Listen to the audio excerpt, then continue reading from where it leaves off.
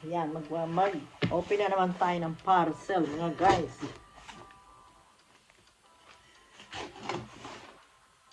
Open na naman.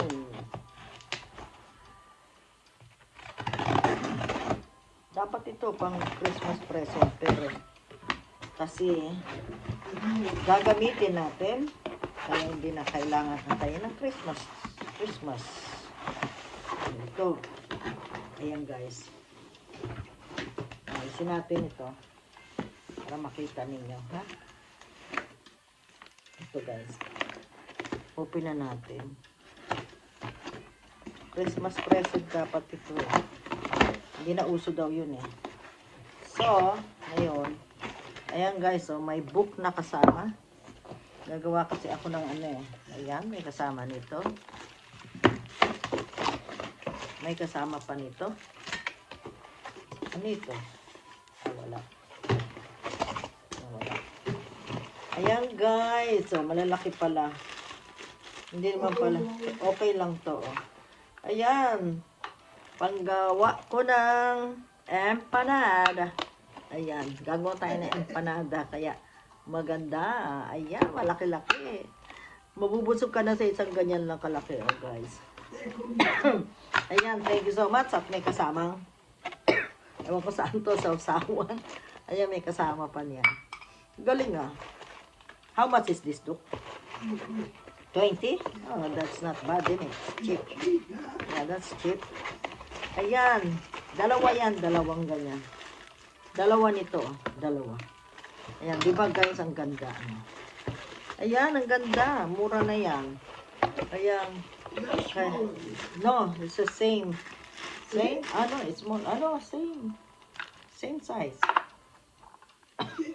Ayan, oh, maganda. Kasi pagka naglagay ka dyan ng bilog na ano, gaganunin mo lang. O, tama lang ang size. No, that is a good size. Yun. Ayan, mabubusog ka na sa ganong kalaki.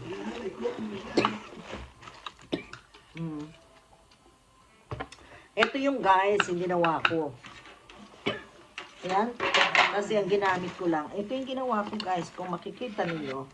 Ayan, gumawa ako ng empanada. Maliit lang ang kalabasan niya. Maliit lang ang kalabasan. Oh. Ngayon, gumawa ako ng medyo malaki. Tingnan niyo. Pero hindi properly ang ano niya. O ayan, ayan, may malaki rin akong ginawa. Oh. Ayan, ang mga ano ko ginawa ko ngayon. Ay, ginawa ko kagabi. Ayan. Oh. Ayan, sarap na sarap si Habi. Kaya, binili niya ako ng proper na ano, kasi gamit ko lang kamay. Ngayon meron na. Ito yung ginawa ko maliliit guys. Ayan, maliliit to. Kaya ngayon, gagawa ako.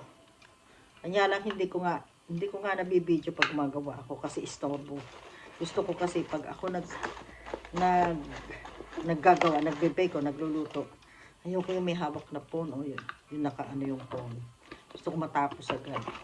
Ayan guys, at may flip pa nito. Nakita nyo yan? Galing ano. Ito oh, yung pang ano niya, pang ganon sa dough. Tapos kahit saan magagamit.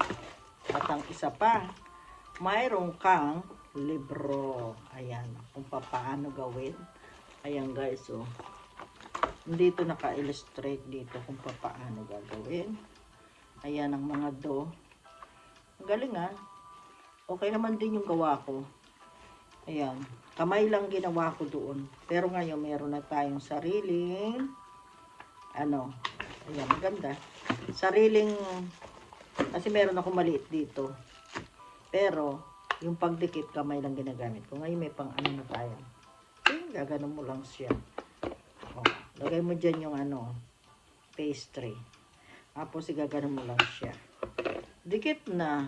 O, say mo.